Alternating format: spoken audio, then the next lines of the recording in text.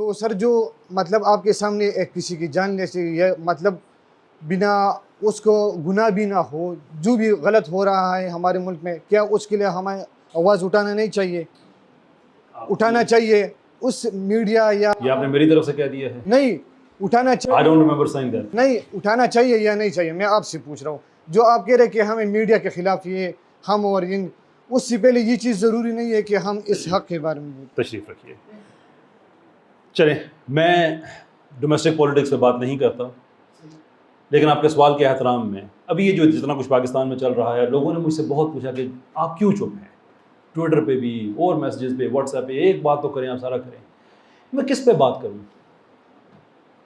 Who should I talk against or who should I talk in favor of? سال سے زیادہ صرف ایک ٹیسٹ کیس کے طور پہ آپ چیز لے لیں. ٹرانسجینڈرز ایکٹ جو سیدھا سیدھا پاکستان میں ہم جنس پرستی کو پروموٹ کرنے کے لیے قانون بنا، 1 سال سے زیادہ وفاقی شرعی عدالت میں نے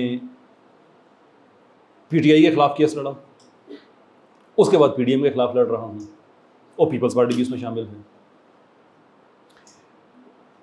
میں صرف اپنی بات نہیں کر رہا، ہم کوئی 20-22 لوگ ہیں، مختلف پٹیشنز ہیں، مختلف ان میں ریسرچ کر رہے ہیں، ہم چیزیں کرتے ہیں.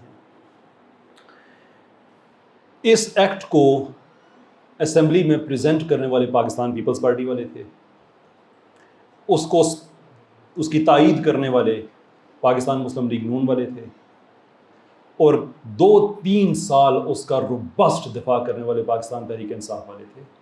میں کس کے حق میں بات کروں؟ میں کس کے خلاف بات کروں؟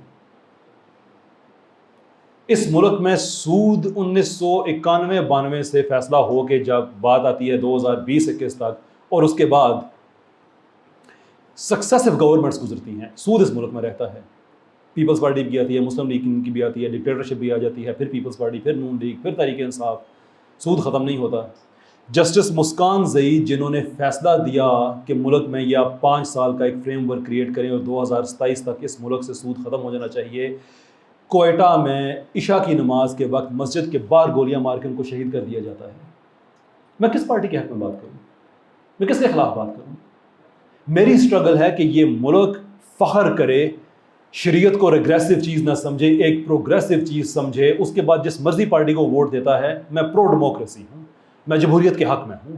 لیکن مجھے یہ بتائیے کہ میں جن لوگوں، جب میں شریعت کی بات کرتا ہوں کہ اس ملک میں ہونے چاہیے، تو جو لوگ مجھے اپنے رستے کی دیوار کی طرح نظر آتے ہیں، آج وہ ایک دوسرے کے خلاف وہ گتھم گتھا ہیں، میں کس کے حق میں لکھوں؟ میں کس کے خلاف لکھوں؟ To me they are all same. یہ ہو سکتا ہے کہ کسی ایک نے اسلام کے حق میں ایک اچھی بات کہہ دی ہو، دوسرے نے کوئی اسلام کے بارے میں اور اچھی بات کہہ دی ہو، لیکن یہ جو کچھ ہو رہا ہے میرے بھائی، یہ سب اسموک اسکرین ہے. That is not your problem.